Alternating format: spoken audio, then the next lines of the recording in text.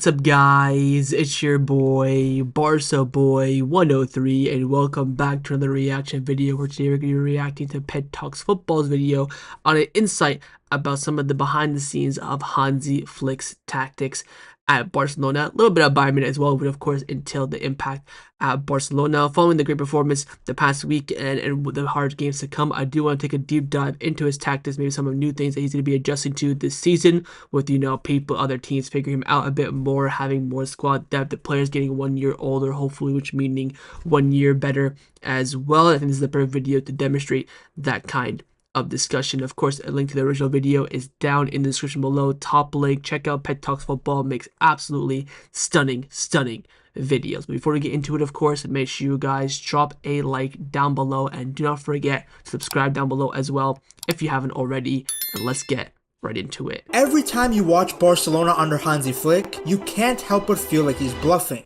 I just said it before, I say, One week you think you figured them out, then the next game comes, and it's a variation of the same idea, but it feels different, like you're watching another team. How we work, it's totally different than they had it before. Even the fans and pundits can't predict what's coming next. So when you're top of the tree, you need to make sure you bring in big players as well to keep yourself at that level. People always talk about, well, if you're not going forward, you're going backwards. Well, I don't quite honestly agree with that, really. What they've got right now is fantastic. But here's the thing, it's not random. Flick has been working on this since day one of the new season. Training footage showed that he's already making changes to the dominant style that won Barcelona 3 trophies in the 2025 season. And that's surprising, right? Why would anyone change a winning formula? Why fix what's not broken? Well, because even through all the wins, the titles, the goals, there were cracks. Issues that were papered over because the team lifted silverware. Flick has been analyzing it for a while. I don't know how many people know this, but he had the club install a big 25 feet screen next to one of the Barca training pitches. He brought this idea with him to Barca when he was first appointed, and it was implemented in early 2025. It is a method that has been used by both Julian Nagelsmann and Luis Enrique. The screen has been there for a while, but I haven't seen anybody talk about it. Flick used it to carry out video sessions, which would previously have been done in a designated room. Players can watch clips of the team or their rivals, while Flick's staff can record training sessions live and review parts of them. The screen helps Flick to explain exactly what he expects from each move, and it's also proved useful for the goalies playing behind Flick's high line. It's this sort of analysis that has allowed Flick to see the weaknesses in his own system, and now he's building something new on top of what made it successful in the first place. To understand why he's doing this and what changes he's making, we have to look at the foundation of his philosophies. The base of the system that turned Barcelona into a winning machine in its first season. It's hard for Barca fans to forget the pain Hansi Flick once caused them with Bayern's 8-2 spanking. Yet only a few years later, he's the man leading their rebuild. What's crazy is that Barcelona are now dominating teams with the exact same playstyle that caused them one of the worst defeats in the club's history. Correct. Flick didn't need years to settle in. Most managers require time to make their players understand their ideas. Meanwhile, Flick arrived, set up his 4-2-3-1, and instantly molded Barcelona into a team that looked like they've been playing this way for seasons. Historically, Barca has always had a commitment to a possession-based style that emphasizes short, quick passing. Xavi, Cruyff have all built their system around the principles of tiki-taka. Flick still uses a lot of the same principles. The positional fluidity of the team is actually very much the total football that Cruyff had in mind. Barca still keep possession and dictate the tempo of matches. But with Flick, there's less focus on control through possession and more of a focus on being direct, vertical, and counter-pressing right away. He knew the team had to evolve again, so he blended Barcelona's possession DNA with his own high-risk, high-reward football. The thing is here, a little bit they want to play. I'm also like that they focus a little bit more to score goals. Barca were still at the top when it came to holding possession, averaging 66.5% in the 2025 season, but they tried to be more direct with each pass, which was difficult because in La Liga nobody presses high against them. They instead sit deep, put their entire family and club staff behind the ball, and pray. As we will see later in the video, Flick has a plan for the dirty low blocks that he witnessed in his first season. Flick's system changes between a 4-3-3 and a 4-2-3-1, but the idea stays the same. The ball flows from the center back to the midfield, searching for the creative number 8 or the number 10, which in this case is Pedri, Olmo, Rafinha, Yamal at times, before reaching the 3 attackers up front. He gives the team the freedom to be positionally fluid. Players are no longer tied to one fixed position. They can move out of their zones, swap roles, and adjust on the fly. This is what makes Barcelona so unpredictable and so hard to defend against. Take the wingers for example. Rafinha and Yamal don't just stay glued to the touchline. Many times they drift inside, acting as extra playmakers or even second strikers. When they do that, they drag defenders with them, leaving huge gaps for fullbacks like Balde or Koundé to burst forward. Suddenly, Barcelona have more players in the same area, overloading the opposition and forcing mistakes. Defenders get pulled out of shape, and that's when players like Pedri or Yamal find pockets of space to do their magic. This fluidity also helps Barca when they lose the ball. Because the players are already so close together, they can immediately press and win the ball back high up the pitch. That quick reaction is a key part of Flick's philosophy. It's the gang and press that we have seen from other German managers like Klopp at Liverpool. A big reason this works is because of the way Flick uses a double pivot in midfield. Instead of having both defensive midfielders be side by side, he staggers them. One sits deeper, just ahead of the center backs, while the other pushes slightly higher up. This creates more passing lane. The deeper pivot can take the ball off the defenders and keep the play ticking. This could be Casado, Bernal, or even Frankie de Jong at times. While the advanced pivot can quickly receive progressive passes and push the attack forward at speed. This player is usually always Pedri, but sometimes you'll see Gavi in this role as well. There's 2 other names that really stand out in the build-up, and that's Pau Cubarsí and Inigo Martinez. The young guy and the topped the entire league for passes made in the 2025 season. Cubarsí with 1,682 and Martinez with 1,508. Just ahead of them in midfield were Pedri with 1,246 passes and Marc Casado with 1,110. Together, this back 4 and the double pivot form the heartbeat of Barcelona's possession game, moving the ball around calmly, waiting for spaces to appear. While this happens, the fullbacks join in. Balde on the left would push forward early, stretching the pitch and giving Barcelona another attacking option. On the right, Jules Koundé was more patient, choosing. This is why we had to have signed a fullback this past summer. That's the main highlighting point I think that he mentions in regards to the importance of fullbacks in this system. When you rely on 2 certain ones that play high intensity, that are counter pressing, that are doing defensive transition, joining the attack, they can't do it all season. That is why another fullback was needed this summer, and we failed to do so. We're going to rely, of course, on youngsters. We're going to rely on center backs playing out wide. That's going to be the hard true tale about that. But that's how important the fullbacks are in a Flick system. Moments to run upfield while still keeping the structure. He still ended up with 1,139 passes, which was one of the highest tallies in the league. He doesn't have to push up as much because Yamal is so good, but when he does push up, well, you know what he can do. Short, Koundé onto it to maybe win the Copa del Rey. Oh my god. Koundé with a killer effort. And Barcelona celebrate in Seville with minutes remaining of extra time.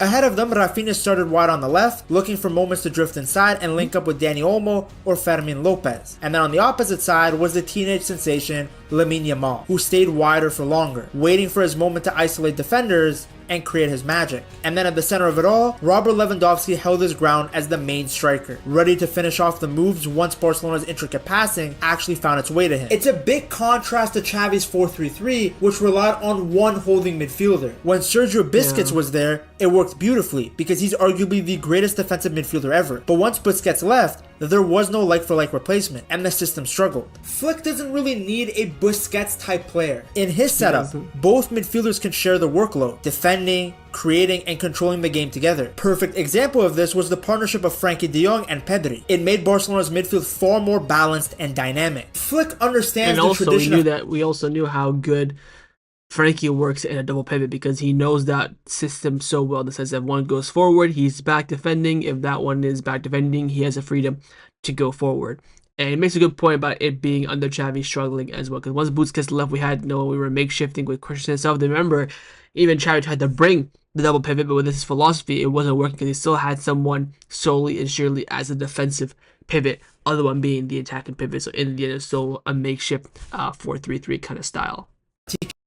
And possession play at Barca. He hasn't abandoned it by any means, but he has incorporated more verticality and riskier build-up play in an attempt to get forward quicker. Barca still play out of the back, but now the players are instructed to be way more direct. The goal is to progress to the final third as quickly as possible. Flick wants to see the team go forward instead of passing side to side in the middle, which was seen a lot during Xavi's tenure. Instead of having the players be right next to each other, Flick has the squad spread apart to make the pitch as big as possible. This creates more space, making it much harder for the opponent to easily defend. Now, instead of holding possession just for the sake of having possession, each pass has an actual purpose. Perfect example of how Flick's Barca became a complete team could be seen in their match against Atletico. For the first time since 2007, long before Diego Simeone became Atletico's boss, his team threw away a 2-goal lead. They were up 2-0 against Barca, and yet by full time, it was 4-2 to the visitors. Not only was the comeback impressive, but so were the type of goals that Barca scored. They scored from crosses, something that the Blaugrana are not particularly known for. Inigo Martinez swung in a cross that wasn't even perfect. It looked more like a last-minute inshallah pass than a planned cross. But Lewandowski turned it into goal. He beat his defender, controlled it with his chest, and while stretching, fired the ball past Jan Oblak with his weaker left foot. It was classic Lewandowski, making something out of nothing. And at that moment, the stadium's mood flipped instantly. From there, Barca smelled blood, and they continued using the new weapon they had that past Barca sides didn't rely on: crosses. Before, Barca would pass the ball endlessly, looking for this little gap in or trying to find this neat pass to break the defense open. But Flick's team isn't afraid to lift the ball into the box anymore, and it worked. The second goal came the same way.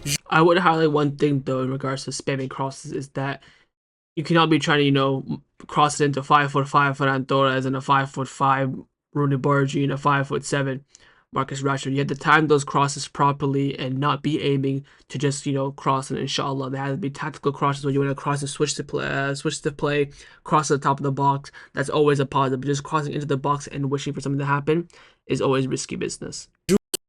The ball to Rafinha, who was now playing as a midfielder. In the box, Lewandowski peeled away to the far post, dragging some defenders with him. Ferran Torres then ran straight to the near post. Rafinha smashed a low ball in, something between a cross and a shot. Torres got the smallest of touches, but it was just enough to trick Oblak. 2-2. The rest was then history. Barcelona now attack in numbers, filling the box, making runs from everywhere. They scored a double-digit amount of goals from crosses in the 2025 season. This Barcelona is not just tiki-taka anymore. They can still pass and combine, but now if the neat build-up doesn't work, they'll go direct. They'll cross, they'll fight for rebounds, and they will score ugly goals too. Barcelona's new habit of scoring from crosses isn't luck. It's something that they've clearly worked on in the training ground. You could see it perfectly in their 7-1 win over Valencia. For the first goal that night, Lamine Yamal picked up the ball wide and looked across. Inside the box, Fermin Lopez darted towards the far post. Rafinha sprinted towards the near post, and suddenly space opened up right between the two Valencia defenders. That's where Frankie de Jong arrived, timing his run perfectly to poke the ball into the net. The second goal was almost a carbon copy, just with different faces. This time Balde charged down the left wing and prepared to whip a cross in. Fermin Lopez once again peeled away to one side, Rafinha attacked another, and Ferran Torres went through the middle. The defenders were pulled in 3 different directions like your local hooker, leaving Ferran free to meet Balde's cross and finish it in. This isn't random movement, it's training ground work showing up on the pitch on match day. The players don't just rush into the box and pray that they get a chance. They're timing their runs perfectly. They know which areas to attack, and they make different runs to confuse the defenders. One player is stretching the back line, another one is coming short, and another one is getting into the box late. It's very much organized chaos, and it's incredibly hard to stop. I can't stress this enough. Barca were never known for this kind of play. For years, their identity was short passes, through balls, and clever link-ups around the box. But under Flick, they've added this new weapon without losing their old strengths. They still press high, they still dominate the midfield and combine beautifully in attack. But now they can also score that scrappy goal when they need it the most. That's what makes this Barca side feel so different, more complete, more unpredictable. Teams can no longer just close the middle and expect Barcelona to pass themselves to death. Now, if you give them space out wide, they'll hurt you there too, loading the box with runners and turning simple crosses into goal. On top of crosses, Barca also significantly improved in another department, set pieces. As you can see from this chart below, they were both generating more expected goals and scoring more goals per 100 set pieces I look than they were in the semi-decent on previous set pieces. seasons. Only 3 Not clubs as much were this season, scoring though, more so far. regularly from dead ball situations in La Liga than Barca. Flick's Barca also looks to often penetrate teams from behind. Now yes, I know that sentence sounds absolutely crazy, but get your mind out of the gutter. I'm talking about the Barca side exposing the space behind the opposition back line. They were able to do this because of the movement of the 9. In this example being Lewandowski. He doesn't just stand still waiting for crosses. He's not Ronaldo. Many times he drops deeper, pulling the center backs out of position. If they follow him, great. It creates space behind for the others to attack. If they don't, he's free to receive the ball and link up with whoever's in the number 10 spot, combining in tight areas to keep the attack moving. Then while Lewandowski drops in, players like Yamal and Rafinha are already making runs behind the defense. It's a nightmare to defend, because the defenders are torn between closing Lewandowski or covering the space in behind. This approach is why Barcelona had played the most through balls in La Liga. A big part of this is also because of Pedri. His passing has been a game changer. When Barca win the ball back in midfield, Pedri is usually the one to start the counter. He's so good at receiving the ball, turning quickly, and then immediately looking to play forward. Often he skips Lewandowski and the number 10 entirely, going straight to the wingers. It's direct, it's fast, and it's very difficult to stop. But what if Pedri or the other midfielders can't get on the ball because they're being marked too tightly? Flick's Barca have another solution. The defenders. Koundé, Kubarsi, or Inigo Martinez won't hesitate to launch a ball over the top for Rafinha or Yamal to chase. And if Lewandowski's nearby, he can win the flick on, keeping the move alive and creating another chance. Even though most opponents sit deep against Barca, rarely pressing high, this team has learned how to break any setup. They can patiently pass, they can cross, they can hit a quick through ball, or they can go long and direct. Flick is turning Barcelona into a team with an answer for everything, and that's why they've scored more goals than anyone else in La Liga under his watch. Now, another reason why Barca scored so much is because Flick put a lot of faith in the youth and the bench. You see, while the starting front three deservedly got the heap of the praise, the rest of the Barca team also helped a ton when it came to scoring. Only Atletico Madrid had more La Liga goals from their subs than Barca. Ferran Torres, who was playing as the backup 9, had his best season for the club. He scored 15 goals in all competitions, almost matching Vini's goal contributions in his Ballon d'Or season. Then there was Fermin Lopez, another player who was not a guaranteed starter, beginning just 11 of his 31 appearances, yet he chipped in with 5 goals. What makes this even more impressive is when you look at how many different players found the net. Between La Liga and the Champions League, Barcelona had 16 different goal scorers in the 2025 season. Flick had turned the attack into a collective effort, where goals came from everywhere on the pitch. And now with Marcus Rashford and Rooney Bargaji joining the squad, Flick has even more weapons to call on. These two bring fresh energy and new styles of play, giving him extra options when the games get tight. You need pace in behind, Rashford's there. You need creativity or another player who can cut inside and link up, Rooney's ready. It means Barcelona can change their approach mid-game without losing quality. They can overload the wings, they can flood the box, or stretch the defense with speed and behind. With this much firepower on the bench, every sub is going to feel like a problem for the opposition to solve, and it makes Barca's attack more dangerous than it's been in years. I mean, there was a time where I was watching Adama Traore and Martin Braithwaite as the impact subs. Then you have the fact that Flick had a lot of faith in the youth. He talked about the importance of La Masia the moment he was appointed. So I have to say thank you to La Masia, because how they develop the player, it's unbelievable. And this quality they give us, it's really. Barca has always been a club that believes in its young players, and Hansi Flick made sure that tradition lived on. Over the past few years, every coach had given the next generation a chance to shine. Ronald Koeman brought Pedri, Gavi, and Balde into the first team. Xavi followed by giving debuts to Lamine Yamal, Pau Kubarsi, and Fermin Lopez. Now Flick is continuing that legacy. In his first season, he leaned on almost all of the youngsters, building his team around their energy and fearlessness. Their energy and hunger have been key to Barca's fast, relentless style of play. That pressing game is especially intense. Barca ranks second in La Liga for PPDA, which is passes allowed per defensive action, meaning opponents barely have time to breathe before a swarm of Barca shirts closes in. If they lose the ball in midfield, fullbacks like Balde and Koundé immediately step up, closing down passing options from the blind side. Behind them, whether it's Pedri and Casado or Pedri and De Jong, the midfielders hunt aggressively, cutting off central lanes and helping Daniel. And this is what we missed a lot this season, because our pressing has not been as a unit, but more so as a collective. It's one of the key reasons why we are conceding a lot of chances in behind, and hopefully with more time and more gameplay, we can go back to what we saw from last season. Or Fermin Lopez, whoever's at the number 10 spot, win key duels in the middle. Then up front, the 3 attackers tuck in, locking the ball in dangerous areas until Barca won it back. Above everything though, what Flick has done really well is changing the mentality at the club. Despite the amount of injuries that happened in 2025, he never made any excuses. You could see it in his body language and his interview. He was never satisfied. When Barca were beating Valladolid 7-0, he was pushing the team to keep scoring to make it 8. What a freak. He never once complained about the lack of transfer activity or say he needed more players. He made it clear that he will work with what he has and that the squad is more than capable of fighting for all the trophies, which he was correct about. It might seem like just words, but language matters a lot when you're managing a team. It shows belief from the manager, and that belief in turn is transferred over to the players. It's also evident in Barca's style. The team doesn't stop running from the first to the last minute of the match. That confidence is also the reason why pretty much every single player improved under Flick. Well, except Ter Stegen, but hey, on the plus side, in just 1 year,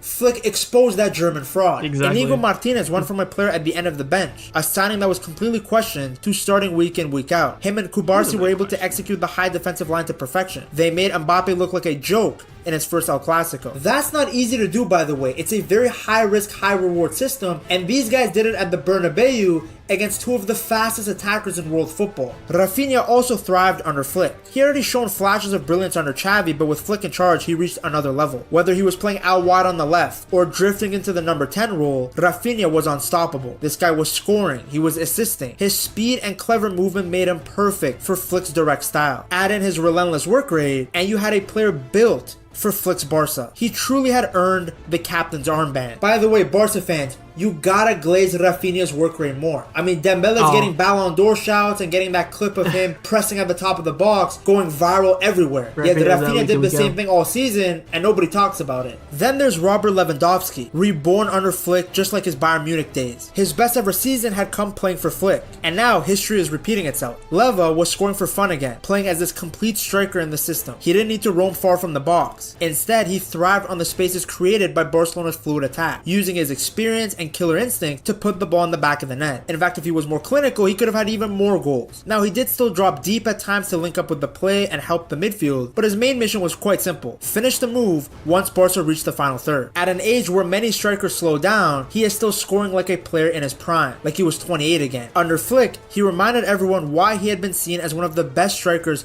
to ever grace the sport. Now, as exciting as Barca have been, Flick's system is not perfect. Barca under Flick love living on the edge when they defend. The backline pushes way up the pitch, daring teams to try and break through. Most of the time it works like magic. In the 2025 season, they caught the opposition offside 174 times, the highest in Spain. When everyone steps together perfectly, there's no room to breathe. The space suddenly disappears and teams are forced into mistakes. But at the game, if just one defender, one player mistimes a step or isn't on cue with the rest of the team, it leaves a huge space in behind the back line. And against good teams, they're going to punish you. Look at the Champions League semifinal against Inter. The Martinez as and well company also killed us. had the blueprint. They had, Curve your pause it for a second, because they had so many players swarming that midfield counter press that it made it hard for Barcelona to be super effective than they already were against other teams. Like, for example, we saw Real Madrid during that season. Run behind the line, wait for the ball over the top, and go. Time and time again, those passes ripped through Barca's trap. Barca still scored goals on their own, but Inter showed how pace and timing can tear this high-risk defense wide open. Flick's whole idea is about keeping the pressure on. Score one, go get another, press non-stop, keep running. Most of the time, it's great to watch and it wins you games. But in knockout football, it can quickly bite you in the ass. Sometimes you just need to slow it down. When you're already ahead in a big game, you don't need another goal every 2 minutes. You need control. You need to keep the ball, stay solid at the back, and stop giving the opponent space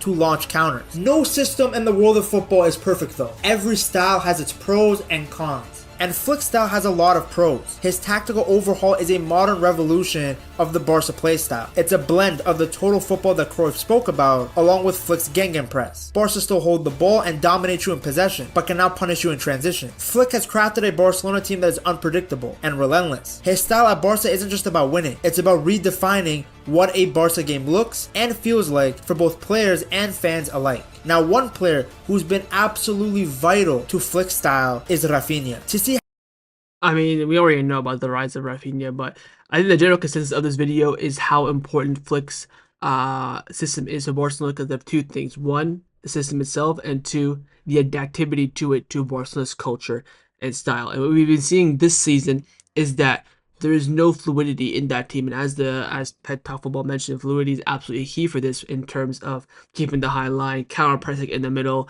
finishing in the fluidity in the final third, and that's the lack that we've been missing a lot this season. I think the squad did as well will come in super important as well, like you mentioned with the new signs that we've come in, mainly between the sticks is Joel Garcia. But hopefully the team can go back to what we saw last season, because that way we can end up improving. Flick talked about what he wants to improve. He knows what we need to improve on as well. We talked about the defense a lot in like this tailor end of last season, where he knows what needs to be improved, and it's down now to him to implement those changes, and we know what those changes are gonna be. But of course, in the comments down below, let me know your thoughts as well. Make sure you drop a like down below if you did enjoy, and subscribe as well if you haven't already. And I'll see you guys next time on the channel. Take care, and Forza Barca.